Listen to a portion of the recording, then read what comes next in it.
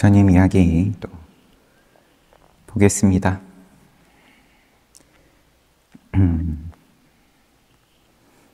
계율이 파라지카 첫 번째 계율이 지금 수딘나 비구 때문에 벌어졌다. 그럼 어디서 잘못한 거냐? 이렇게 따지는 건 크게 의미가 없을 수는 있겠지만 비구 생활을 자기가 그렇게 하고 싶어가지고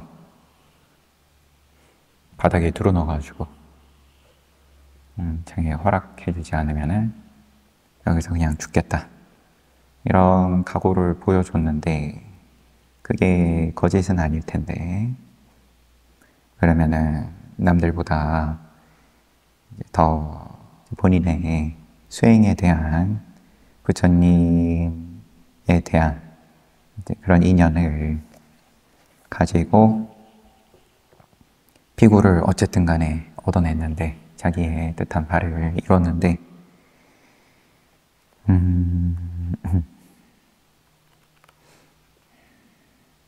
두타행을 하는 수행을 또 열심히 했겠죠. 두타행은 어떤 면에서 보면 융통성은 좀 접어두는 건데, 한마디로 이게 납득이 안 되더라도 그냥 정해진 대로 하고 보는 게 두타행인데, 우선 어제도 얘기했다시피 속가가 힘이 세니까 기근을 내가 좀 도와주고 싶다, 다 보살심인데, 그래서 고향 마을에 가가지고, 외살리시에 가가지고 꽃가다라 정사에 머물면서 마하와나 숲에 있으니까 친척들이 소식을 듣고는 보시를 많이 올리고,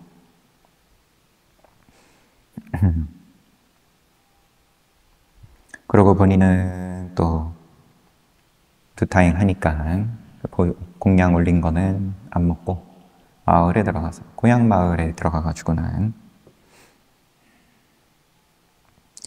칼린다 마을에 들어가가지고는 자기 집 앞에 이르렀고, 다 어떻게 보면 그렇게 지혜롭지 못해요. 은근히 의도가 좋은 의도였다고 하더라도 힘 있는 마을에 그렇게 칠 것 같으면, 마을 사람 힘 있는 걸로 칠 것 같으면 부처님이 아예 왕자이셨고 하니까, 물론 이제 거리상으로는 쉽지 않기는 했겠지만, 아니면은 꼭 속가 인연이 아니더라도 부처님께서, 그러면 이제 마가다 고기든 꼬살라 고기든 다 왕부터 시작해가지고 힘 있는 제가자들이 많으니까 거기다가 도와달라고 하고 그러면 깔끔하게 끝나는 건데,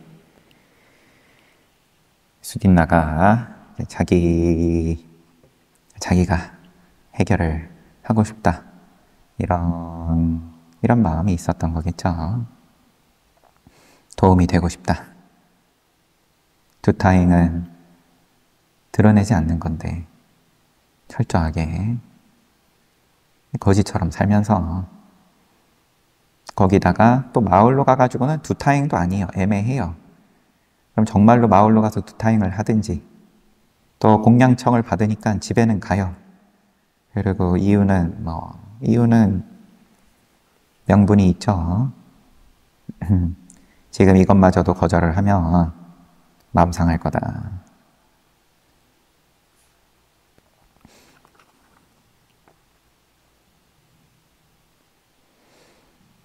단 한 끼 올리는 음식 공양마저 거부한다면 내 부모와 친족들이 얼마나 상심하겠는가 하고 생각했기 때문이다. 아버지의 요청을 받아들인 이유가 그러하다.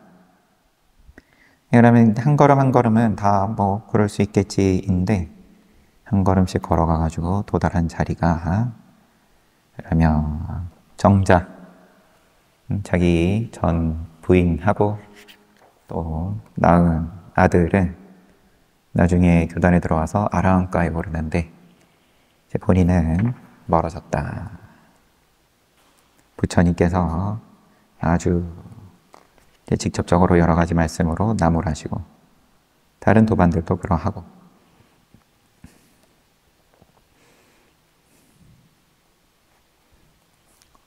그래서 이제 안타깝게 끝났는데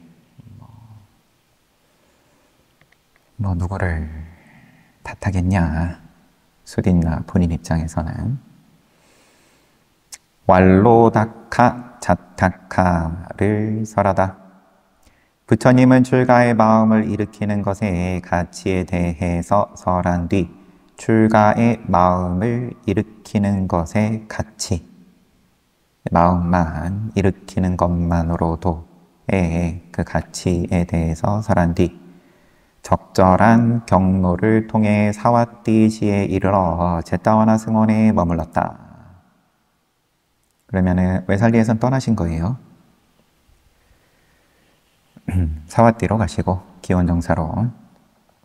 그러자 사와띠시의 제가자 500명이 이내에 아내와 함께 500명이 가족들하고 무리를 지어 여기저기 부처님의 가르침을 듣기 위해 돌아다녔다. 여기저기 돌아다녔다.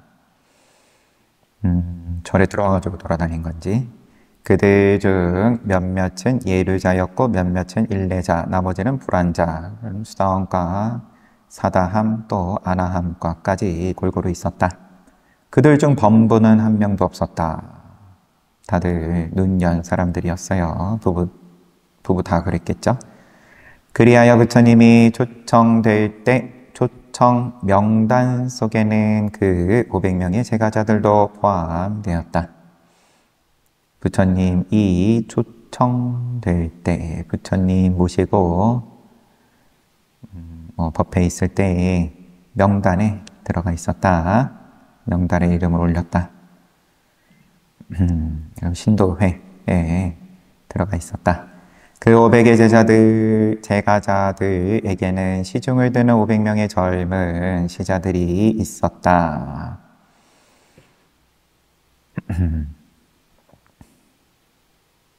시자들이 500이 따로 있고 그들은 제가자들이 먹고 남은 것으로 연명하면서 시자들은 신분도 낮았겠죠. 남은 음식을 먹은 뒤 할 일이 없으면 잠을 자고 잠에서 깨어나면 아칠라와띠 강가에서 서로 어울려 씨름을 하며 크게 소리를 질러대곤 했다. 좀 시끄러웠다. 먹고 자고 아니면 강가에서 씨름하고 시끄러웠다. 그러나 그들의 주인이 500명의 제가자들은 결코 소리 지르는 일 없이 고요하게 지내며 홀로 과정에 전념했다.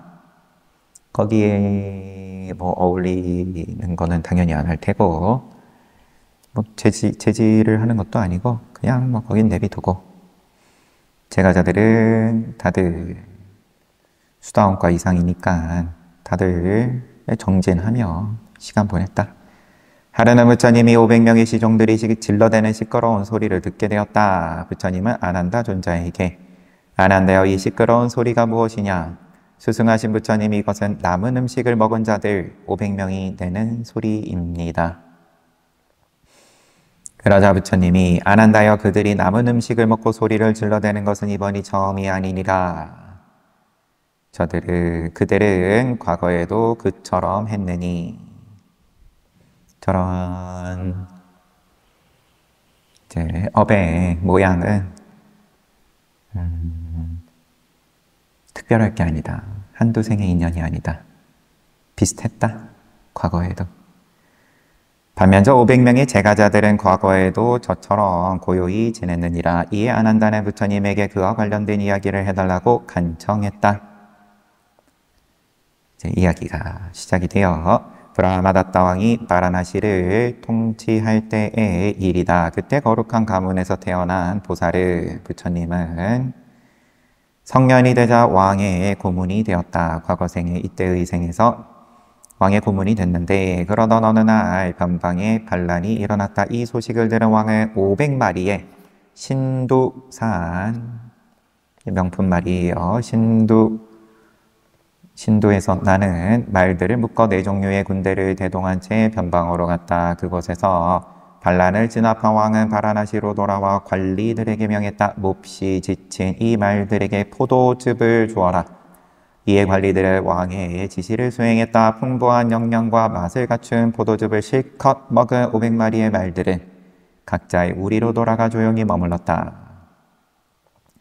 전쟁을 치르고 온 거니까 말들이 잘 먹고 조용히 머물렀다.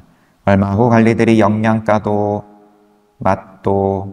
없고 맛도 없는 포도 찌꺼기가 많이 남은 것을 보고 왕에게 물었다. 이 포도 찌꺼기를 가지고 무엇을 하면 되겠습니까? 왕이 그것들을 물에 넣어 반죽하라. 그리고 늪에서 나는 대추 야자의 섬유질로 짠 거친 천 조각으로 걸러라. 그런 후 말 먹이를 나른 노새에게 주어라. 관리들은 왕이 시키는 대로 했다. 그리하여 포도즙 찌꺼기를 먹은 노새들은 교만에 빠져 소리를 지르며 뛰어다니면서 까불어대기 시작했다. 그때 왕이 고문인 보살에게 물었다. 왕이 자신의 고문인 보살에게 물었다. 현자여, 포도즙 찌꺼기를 먹은 노새들이 교만에 빠져 소리를 지르며 마당을 뛰어다니면서 까불고 있어. 그러나 신두산 말들은 영양과 맛이 듬뿍 담긴 포도즙을 마시고도 아무 소리 없이 조용히 머물고만 있어. 그 이유가 무엇이오? 늪에 있는 대추 야자 나무로 만든 천 조각에 걸은 맛도 없고 질도 낮은 포도즙 찌꺼기를 먹은 노새는 교만심에 취했소. 그런데 신두산 말들은 맛있는 포도즙을 먹었음에도 그런 짓을 하지 않았소. 그 이유가 무엇이오? 네, 직접 인용으로 경전을 또 한번 여기 인용을 하고, 이에 보살을 왕의 질문에 답하는 개송을 읊었다.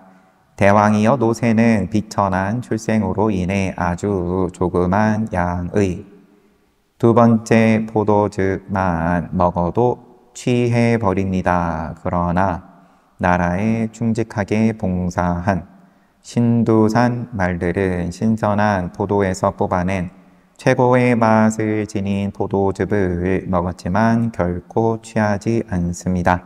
이는 그 출신이 높기 때문입니다.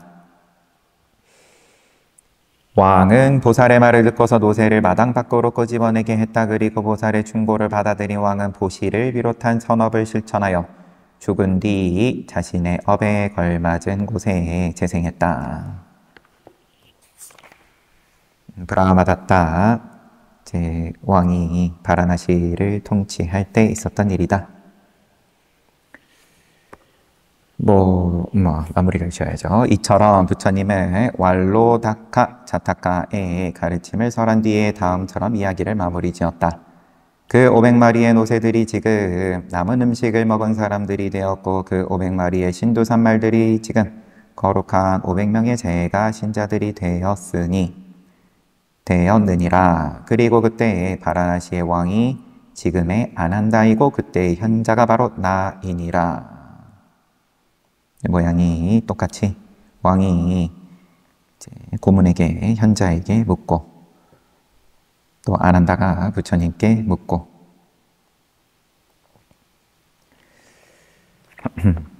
그래도 노새든 말이든 다 인간만 받았어요.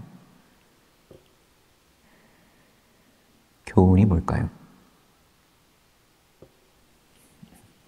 하는 것을 보면 이게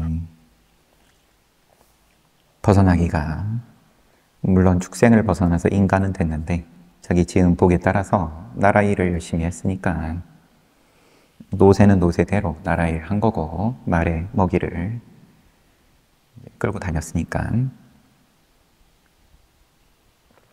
근데 하는 모양은 축생이든 인간이든 이게 참 바뀌기가 힘들다. 이런 느낌도 우선 들고요. 지금 있는데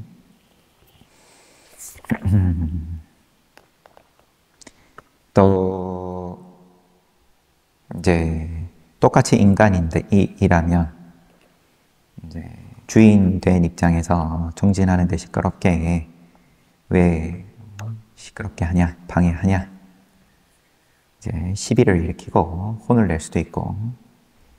그런데 아예 종이 달라버린 전생의 입장에서는 신도산 말은 노새한테 가서 그런 시비 할 일이 없다.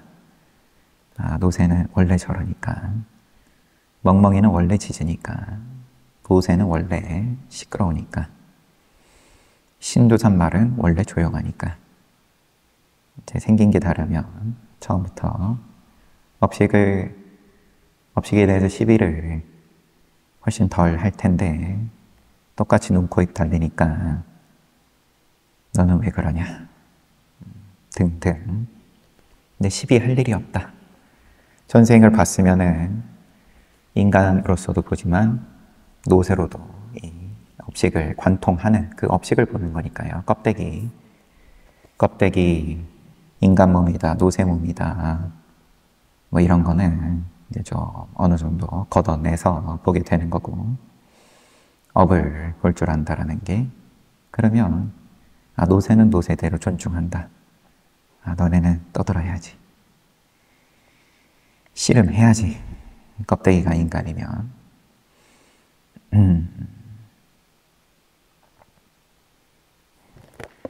이 이야기는 뭐 앞에 이제 수딘나하고는 이제 수딘나 이야기는 끝나고 자리를 옮기셔가지고 제타원의 승원에 계실 때 이러한 또 법문을 하셨다.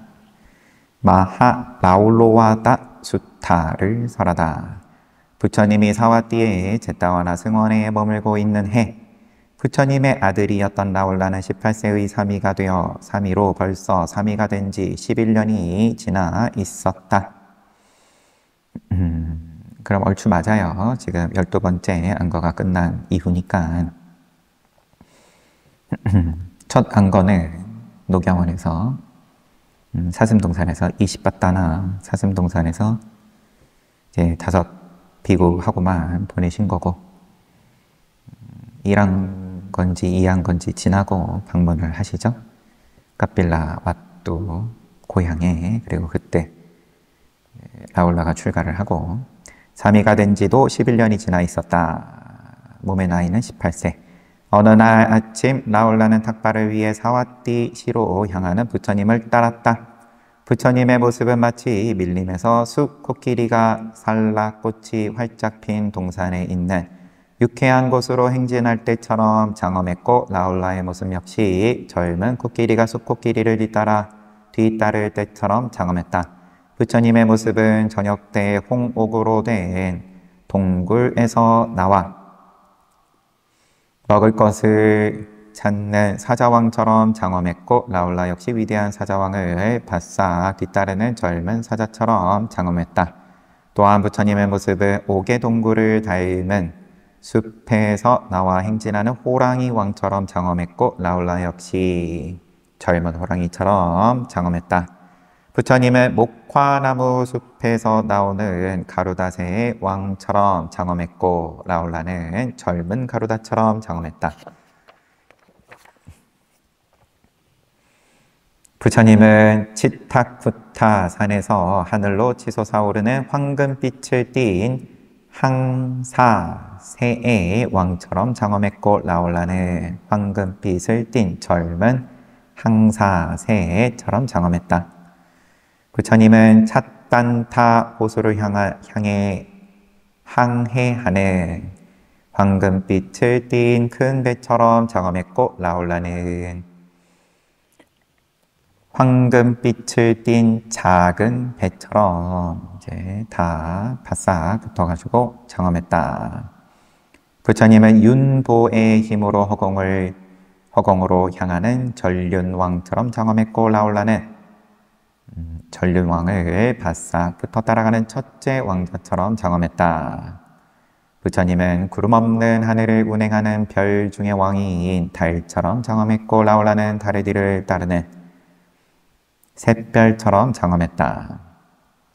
부처님의 마하삼마타의 후손이 오까까 왕의 혈통을 물려받았다. 그 이야기는 우리도 여러 번 봤죠. 후궁이 늦둥이를 낳으니까 좋아가지고 아무 소원이라도 말하라고 그랬다가 졸지에 자기 원래 있던 왕자와 공주들이 다 한꺼번에 나라를 떠나야 되는 상황으로까지 갔다.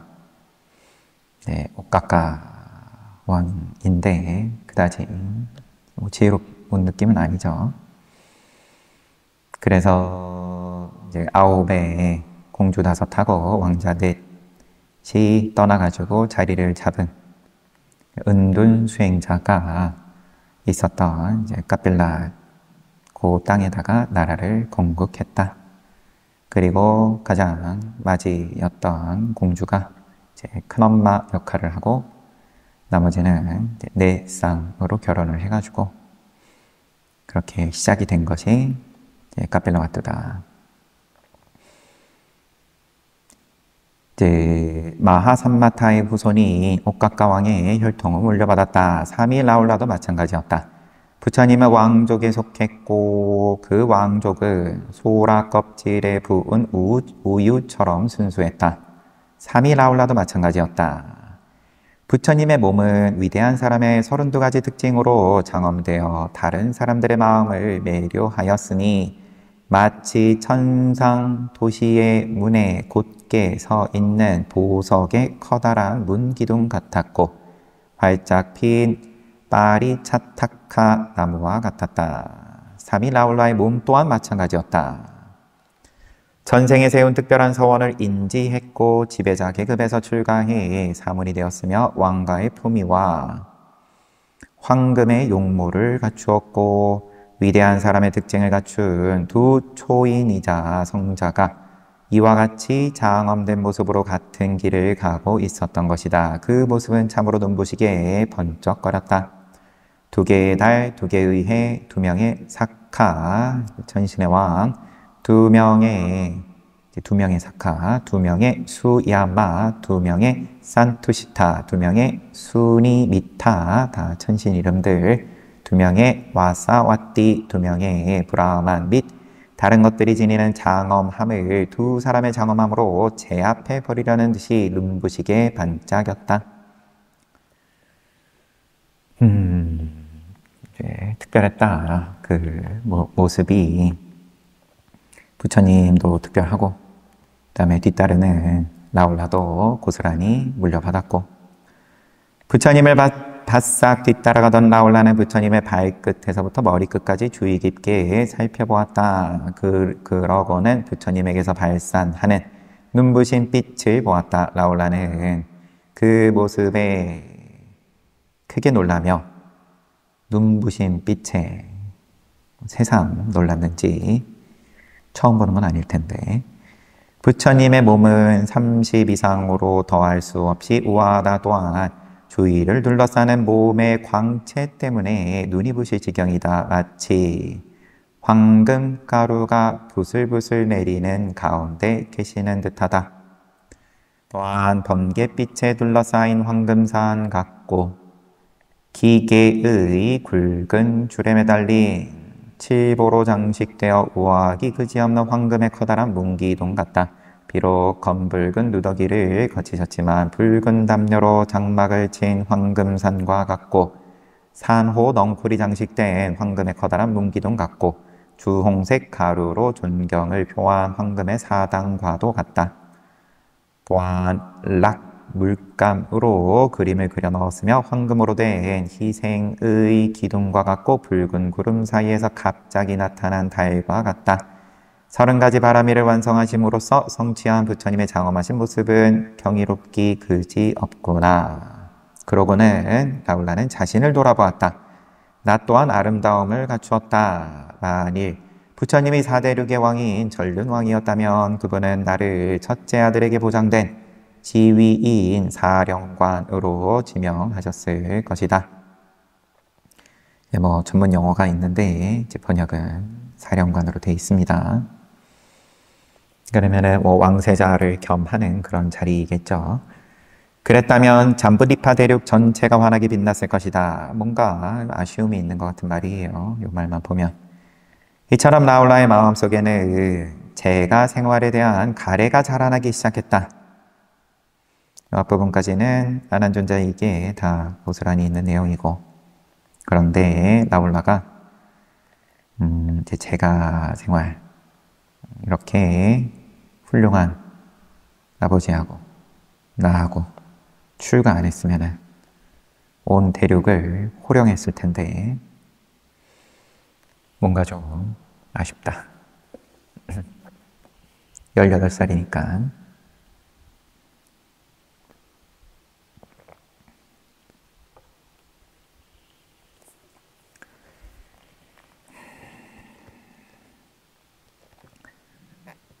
이제 오늘날 이 시대의 말로 하면은 이제 호르몬이 요동을 치는 거죠.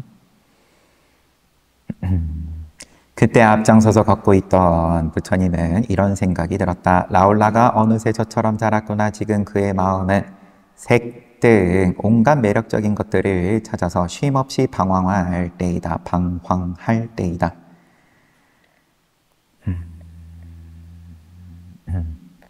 보통 그런가요? 10대 후반 뭔가 이제 세상이 다 즐거움과 아름다움으로 보이는 시절인지, 지금 어떤 생각이 그의 마음을 사로잡고 있는지 궁금하구나. 부처님은 이렇게 생각하다가 아들이 제가 생활을 향한 탐욕스러운 경향으로 물들어 있다는 것을 알게 되었다. 매력적인 거야. 다 제가 생활에 있을 테니까.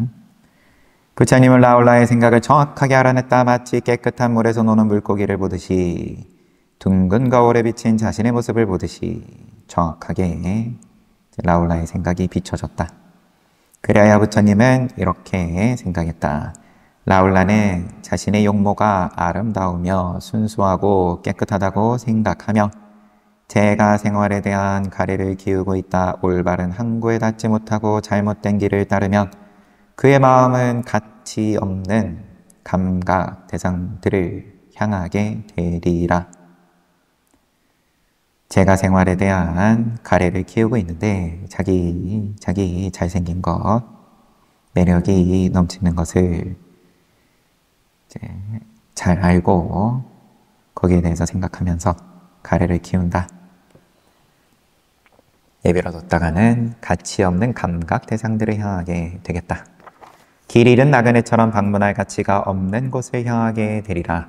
지금 그의 마음에는 탐욕이라는 번뇌가 일어났거니와, 탐욕이라는 번뇌가 일어났다. 이것을 그대로 둔다면 그는 진정한 의미에서 자신과 남의 행복을 명확히 볼 기회를 박탈당할 것이다. 진정한 의미의 자기와 남의 행복 못 본다. 자기 매력에 취해 있으면. 그럼으로써 그는 지옥, 축생, 악의, 수라의 사악취로 인도되거나 어미의 비좁은 태 속에 회임될 것이다. 또 태생한다. 이제 인간까지 집어넣은 거예요. 그럼 이제 오악취인데 조금 양보해가지고 사악취 또는 이제 태를 또 빌릴 거다. 그리하여 시작을 할 수 없는 윤회의 바퀴 속으로 내던져질 것이다. 탐욕은 알맹이가 없는 것을 생산한다. 그것은 선한 의식을 파괴한다. 그 때문에 무시무시한 위험이 정신 속에서 일어난다. 하지만 사람들은 그것을 보지 못한다. 가래를 일으킨 사람은 원인과 결과를 명확히 보지 못한다. 자신이 일으킨 가래 가리가 원인이 되어서 어떤 결과로 이어지는지 보지 못한다. 탐욕에 압도당하면 완벽한 어둠이 그를 지배한다. 보배를 잔뜩 실은 큰 배를 타고 있다면 잠시라도 판자에 깨어진 틈으로 잠시라도 배에 틈으로 물이 새어 들어오지 않는지 주의해야 한다. 틈이 있다면 재빨리 봉해야 하듯 3일 나홀라도 이대로 내버려 두어서는 안 된다. 탐욕의 번뇌가 계율 등과 같이 라울라 속에 있는 덕의 보배를 파괴하기 전에 내가 그의 정신적인 번뇌를 진압하리라. 탁발 나가는 가운데 지금 벌어진 일이에요. 뒤따라가면서 부처님의 황금빛 이제 몸 보고 매력에 도취되고 또 그것을 물려받은 자신의 매력에 대해서 빠져들고 탐욕이다. 부처님께서 내버려두면 안 되겠다. 그래야 부처님은 숲꽃길이처럼 온몸을 돌려서 뒤를 보았다. 몸을 돌리는 장면이 처음에 카필라성을 떠나실 때 밤에 칸타카 말 타고 떠나실 때 그때 몸을 돌려가지고 보실 때 땅이 알아서 자동으로 돌아갔다. 이렇게 묘사가 됐었죠. 부처님은 숲꽃길이처럼 몸을 돌려서 뒤를 보았다. 이것을 나가 월록하나 나가 윌록하나 나가 윌록하나 즉 코끼리의 관찰이라고 한다. 부처님의 황금으로 된 동상이 기계적으로 돌아서는 것처럼 온몸을 돌린 후 굳게 서서 이렇게 말했다. 부처님께서 몸을 돌리신 게 아닌 느낌이죠. 이런 묘사도 동상이 기계적으로 돌아서는 것처럼. 그럼 이것도 땅이 자동으로 돌아갔다는 말을 하려는 것으로 보이기도 하고 더 언급은 없어서 넘어갑니다. 라울라여 과거의 색과 미래의 색과 현재의 색이 있느니라. 주관에 속한 색과 객관에 속한 색이 있느니라. 모양은 과거 모양, 미래 모양, 현재 모양, 주관의 모양, 객관에 속한 모양. 거친 색과 미세한 색, 열등한 색, 수승한 색. 모양 있으면 미세하게라도 나눠진다. 둘로 구분이 된다. 멀리 있는 색, 가까이 있는 색. 이 11가지 색은 과거, 현재, 미래, 주관, 객관. 그 다음에 거칠고 미세하고, 그 다음에 열등하고 수승하고, 멀리 있고 가까이 있고 11가지 색, 11가지 모양. 모두가 나의 것이 아니고 내가 아니면 나의 자아가 아니니라. 나의 것이 아니고 나라고 할 수가 없다. 나의 자아가 아니다. 색에 대해서는 이와 같이 있는 그대로 위파사나와 지혜로 봐야 하느니라.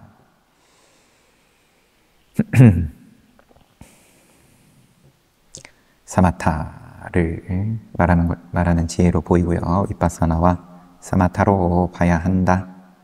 그대로 봐야 한다. 나를 붙이지 말고 내지는 붙이기 전 그대로 봐야 된다. 어떤 모양이 됐든 간에 과거든 과거, 현재, 미래든 기타 등등이든 모양은 나라고 할 게 없다. 그러자 라울라가 물었다. 수승하신 부처님, 색은 오직 그와 같이 관찰해야 합니까? 선서시여, 색은 오직 그와 같이 관찰해야 합니까? 오직 그와 같이 관찰해야 합니까? 조금 붙이면 안 됩니까? 이렇게 나의 매력은 내가 몸에 지니고 있고 갖고 있는데 내가 갖고 있지 않은 걸 탐하는 것도 아니고 내가 지금 뭔가 모양이 빠지는데 나도 저런저런 어떠어떠한 모양을 갖추고 싶다. 이런 것도 아니고 이미 갖고 있는 건데 내 거라고 하면 안 되는 겁니까? 부처님이 답했다. 라울라여, 색은 마땅히 그와 같이 관찰해야 하느니라. 수도 마땅히 색, 수, 상, 행식, 색 그렇게 관찰하고 수도 그렇게 관찰하고 느낌 내가 지금 느끼는 느낌 즐거움이든 괴로움이든 내 거라고 갖다 붙일 게 아니다. 상도 마땅히 그와 같이 관찰해야 하며 생각, 재행이 마땅히 그와 같이 관찰해야 하고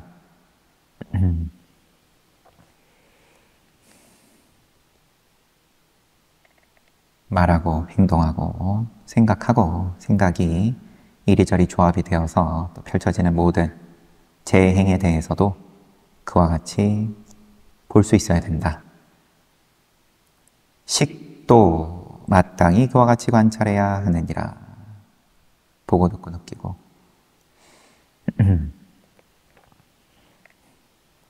여기서 라울라가 색은 오직 그와 같이 관찰해야 합니까? 라고 질문한 이유는 다음과 같다. 부처님은 라울라에게 이 11가지 색은 모두가 나의 것이 아니고 내가 아니고 나의 자아가 아니다. 색에 대해서는 이와 같이 윗바사나와 지혜로 있는 그대로 봐야 한다 라고 말했다. 부처님께서 이취선교지 이취선교의 지혜를 수습하고 있던 라울라는 이와 같은 부처님의 가르침을 듣고 생각했다. 수승하신 부처님께서 모든 색을 윗바사나와 지혜로 관찰해야 한다고 설하셨다. 그러면 수 등 나머지 4가지 온은 어떻게 관찰해야 할까? 그것들 또한 세공과 마찬가지로 관찰해야만 할 것이다. 이와 같이 라울라는 이취선교지에 입각해 그런 질문을 했던 것이다. 색에 대해서 부처님께 묻고 거기에 대해서 답을 들은 것만으로도 색수상행식 5온 모두에 대해서 그렇게 받아들였다. 실제 라울라 존자는 이취선교지라는 높은 수준의 지적 능력을 지니고 있었다. 이것은 하지 말아야 한다라는 가르침을 배우게 되면 그는 그것을 바탕으로 이것도 하지 말아야 하고 저것도 하지 말아야 한다는 식으로 심사숙고하여 수백 수천 가지 방식으로 통찰해 나갔다. 지혜가 있었다. 마찬가지로 이것은 해야만 한다는 가르침을 받으면 그것을 바탕으로 이것도 해야 하고 저것도 해야 한다는 식으로 심사숙고하여 수백 수천 가지 통찰할 수 있었다. 더욱이 라울라 존자는 삼학을 소중히 여겼다. 그는 매일 아침 일찍 부처님의 향실 구역에 1파타 정도의 모래 알갱이들을 흩뿌리면서 이렇게 말했다. 부처님께서 이제 굶으실 때 그때도 12번째 한 거죠. 말, 모이, 보리를 1파타 500피고가 하루에 1파타의 보리를 이제 가루를 내가지고 물에 섞어가지고 휙 먹었는데 여기 선 주석에 여기 나와 있어요. 연유통 8배 분량의 곡물을 1파타라고 한다. 연유통이 또 단위 사이즈가 어떻게 되는지 잘 모르니까 넘어가고요. 그러면은 그 보리도 1파타가 분명히 작은 양인데 그 연유는 한 통이 훨씬 작다라는 걸로 보입니다. 귀한 음식이니까 그랬겠죠? 그래서 향실 구역에 라울라는 삼학을 소중히 여겨가지고 매일 아침 부처님 머무시는 응향각 근처에서 모래알갱이를 흩뿌리면서 나는 오늘 수승하신 부처님과 사리푸타 장로로부터 이 모래알 많은 말씀을 들어야겠다. 라울라 존자는 자신이 소유한 이 이취 선교지에 입각하여 완전한 실천을 했고 사막을 소중히 여겼기 때문에 앞서의 의문을 제기한 것이다.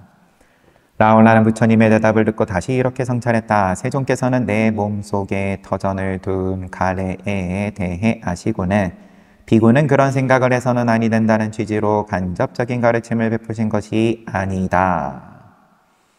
간접적인 가르침을 베푸신 것이 아니다. 또한 가라 비구여 그에게 가서 그런 생각을 하지 말라고 말하라면서 내게 심부름꾼을 보낸 것도 아니다. 다른 사람 통해서 말씀하신 것도 아니다.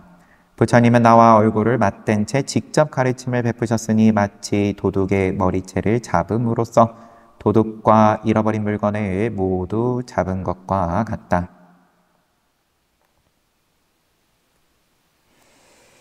부처님의 가르침은 아승지겁의 긴 세월에 걸쳐서조차 만나기 어렵다. 진실로 현명한 사람이라면 부처님의 가르침을 친히 들을 때 마을이나 시읍으로 음식을 구하러 들어가려 하겠는가. 지금 탁발하러 가던 중이었는데 이렇게 만나기 힘든 부처님 말씀, 가르침을 직접 지금 지적을 받은 건데 지금 탁발 갈 때가 아니다. 그래야 라울라는 더 이상 탁발을 위해 나아가는 것을 포기했다. 그리고 부처님을 쫓는 걸음을 멈추고는 부처님의 교계를 들었던 가르침의 훈계를 들었던 바로 그 자리에서 돌아서 어떤 나무 아래에 앉았다. 그럼에도 부처님은 라울라를 제지하지 않았다. 왜냐하면 부처님은 라울라로 하여금 오늘은 신지념이라는 불멸의 음식을 먹게 해야겠다고 생각했기 때문이다.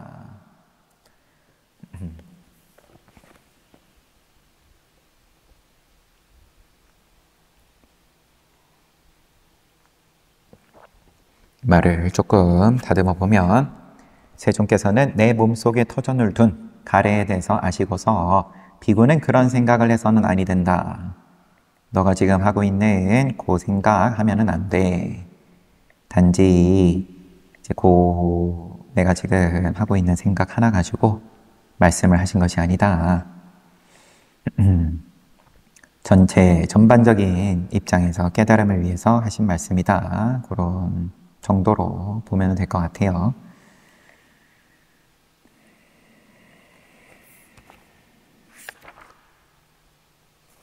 다음에 사리푸타의 의무. 이제 이 이야기는 아난존자에게도 우리가 봤던 내용이니까 탁발 나가던 중간에 공양을 못한 거죠, 결국. 라울라는. 그래서 라울라의 전계사 스승인 사리불 존자께서 라울라 챙기러 또 뒤에 가가지고 펼쳐지는 이야기는 다음에 보도록 하고,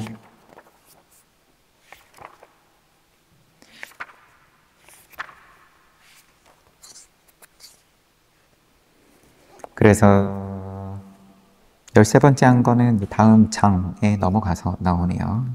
찰리카 언덕에서 13번째 한 거이고, 그 사이에 12번째 한 거 이후에 이 수딘나 비구가 제파라지카 율을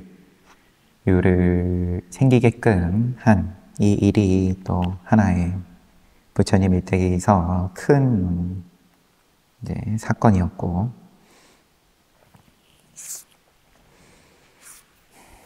또 어쩔 수 없는 거니까 벌어진 일은. 그런 다음에 500명의 제가자들, 다들 성인인 깨달음을 얻은 제가자들과 또 그 제가자들을 시봉하는 비서들이죠. 수행 비서들에 관한 이야기. 두 무리의 업식이 너무나 달랐다. 부처님은 조용한 거 좋아하시니까 시끄러우면 쫓아내니까 용납을 안 하시는데 지금은 이제 안 쫓아내신 거죠. 그냥 안한존자에게 이제 그들 제가자 500 조용하게 과에 선정에 들어가 있는 제가자들과 그 다음에 뭐 부처님 말씀 선정 뭐 이런 건 뭐 듣기에 힘든 위치였을 수 있겠죠. 그러면 남은 음식 먹고 아니면 자거나 아니면은 냇가에서 떠들고 놀거나 시끄러우니까 부처님께서 이제 저들은 원래 저렇다. 안 쫓아내세요. 여기서는 지금 그냥 안한존자에게 저들은 과거생에도 저러하였다. 시비할 거 없다. 좀 더 행간의 의미를 보자면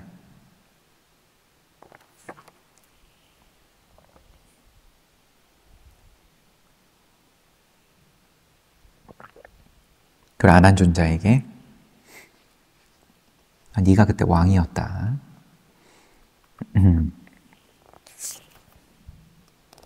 전쟁을 치른 왕이었고 정진 잘하고 있는 제가자들은 그때 네가 끌고 나갔던 신도산 말이었고 저 시끄러운 자들은 노새였고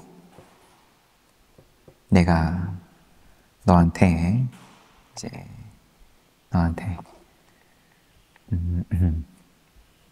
도와주던 고문의 입장이었다. 현자였다.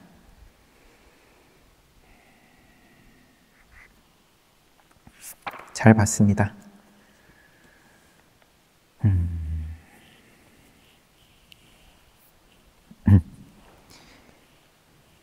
그래서 업식이 맞아야 어울려지는 거고 그게 잘 안 되는데 억지로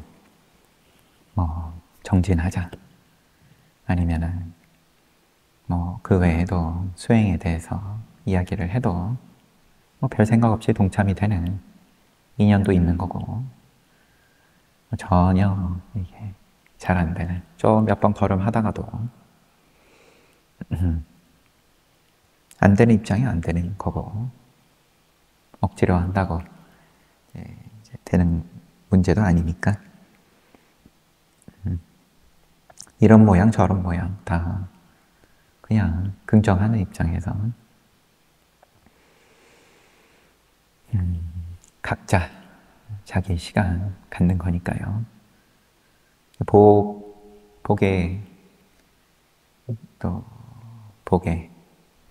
문제, 복으로 또 귀결이 되는 거죠.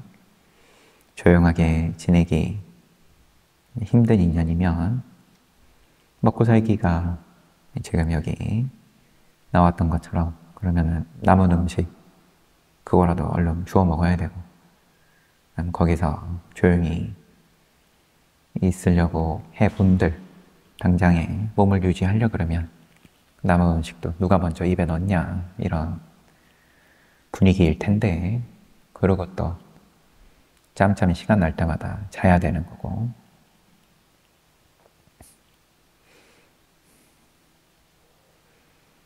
그러니까 자기 타고난 업식은 바꾸지 못한다. 어쩔 수 없다.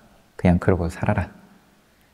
이런 말 하려는 거는 절대 아니고 그런 가운데에서도 그래도 부처님께 믿음이 부처님과 법과 상가에 대해서 사부대중에 대해서 믿음이 없다가 생기면 그럼 그게 또 씨앗이 되어가지고 다음 생이라도 또 직접 또 정진을 할 수 있는 그런 인연이 되면 또 점점 나아지는 거니까